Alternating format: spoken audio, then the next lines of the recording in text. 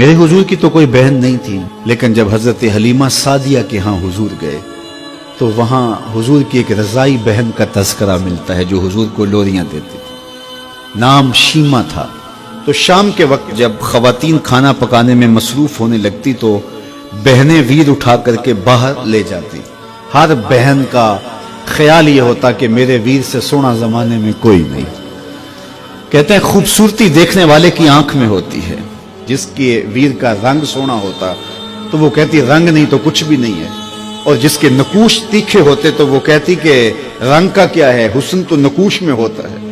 जिसकी आंखें खूबसूरत होती वो कहती मेरे वीर की झील जैसी आंखें तो देखो। अब यही बनु साद के मोहल्ले में होता।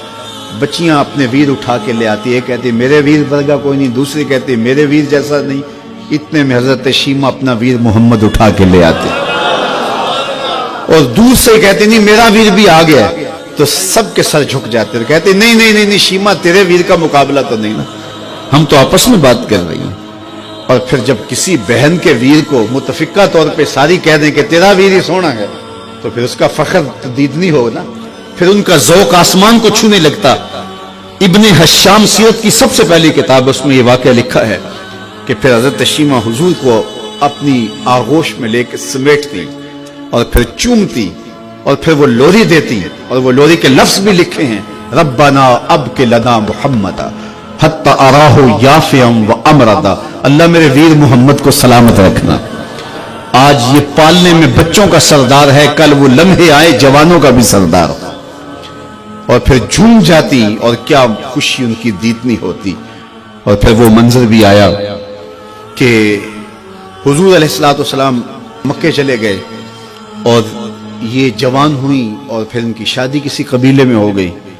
आका करीम ने ऐलान नबुव्वत किया, 13 साल का वक्त कटा और फिर हुजूर मदीना शरीफ चले गए। जब गज़ावात का सिलसिला शुरू हुआ तो जिस कबीले में शीमा का निकाह हुआ था उस कबीले में मुसलमानों के साथ टकराव हुआ तो अल्लाह ने मुसलमानों को फतह अता कर दी। तो इस कबीले के लोग कैदी होके हुजूर अलैहिस्सलातु वस्सलाम के गुलामों के हाथों गिरफ्तार हैं। तो ये अपने कैदियों को छुड़ाने के लिए कबीले के सरदार एक एक घर से फिदिये के लिए रकम जमा कर रहे हैं। चलते चलते शीमा के घर भी पहुंचे जो कि एक उम्र का हिस्सा गुजार चुकी थी, और जाके कहा कि इतना हिस्सा आपका भी आता है। कहा किस लिए? कहा वो जो लड़ाई हुई है इतने हमारे बंदे गिरफ्तार हो गए तो उनको छुड़ाना है। तो चलते चलते बातों में किसी के लबों पे हुजूर का नाम आ गया।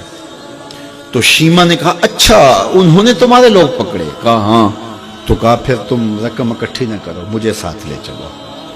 उन्होंने कहा तुझे साथ ले चले? कहा तुम नहीं जानती वो मेरा वीर लगता है, वो मेरा भाई लगता है। कौम के सरदारों के साथ हजरत शीमा हुजूर के नूरी खेमों की जानब जा रही हैं और सहाबा नंगी तलवारों से पहरा दे रहे। ये मक्की दौर तो था नहीं, ये मदनी दौर था। और शीमा कौम के सरदारों के लेके जब आगे बढ़ने लगी ना तो सहाबा ने तलवारें सौंप दी। रुक जा ऐ देहाती औरत, जानते नहीं आगे कूचा रसूल है, आगे बगैर इज़्न के जिब्रील भी नहीं जा सकते, तुम कौन हो? तो शीमा ने जो लफ्ज कहे वो लफ्ज नहीं है। उसने कहा खल्लू सबीली वालमू अना उख्त नबीयकुम, मेरी राहें छोड़ दो, तुम जानते नहीं मैं तुम्हारे नबी की बाजी लगती हूं। तलवारें झुक गई, आंखों पर पलकों की चिलमने आ गई, रास्ता छोड़ दिया। हुजूर के खैमा नूरी में दाखिल हुई तो हुजूर ने देखा, पहचान लिया, उठ के खड़े हो गए। फरमाया बहन कैसे आना हुआ? आपके लोगों ने हमारे कुछ बंदे पकड़े, छुड़ाने आई। तो फरमाया बहन तूने जहमत गवारा क्यों की? तू पैगाम भेज देती मैं यूं ही छोड़ देता, लेकिन तुम आ गई हो, अच्छा हुआ मुलाकात हुई। फिर हुजूर ने कैदियों को छोड़ने का ऐलान किया और कुछ घोड़े और चंद जोड़े हजरत शीमा को हुजूर ने तोहफे के तौर पे दिए। वीरों के दरवाजे पर बहने आए तो वीर खाली तो मोड़ा नहीं करते, तो हुजूर ने बहुत कुछ अता किया। और फिर रुखसत करने खैमे से बाहर आए तो सहाबा की जमात मुंतजर थी। फरमाया सहाबा जब मैं कैदी छोड़ा करता हूँ मेरी आदत तुम्हें मालूम है कि मैं पहले तुमसे मुशावरत किया करता हूँ। आज ऐसा मौका आया कि मैंने तुमसे मुशावरत भी नहीं की और कैदी भी छोड़ दिए। कहा जो चाहें आप करें, लेकिन क्यों मुशावरत नहीं फरमाई हुजूर? अगर इरशाद फरमा दें। तो फरमा इसलिए कि मेरे दरवाजे पे मेरी बहन आ गई थी। कोई लाओ तो सही जमाने में ऐसा, कोई लाओ तो सही जमाने में یہ جمال اور یہ حسن اور یہ کمال رکھنے والا، تو پھر کیوں نہ ہم اپنی ساری زندگی اس آقا کے نام لگاتے ہیں۔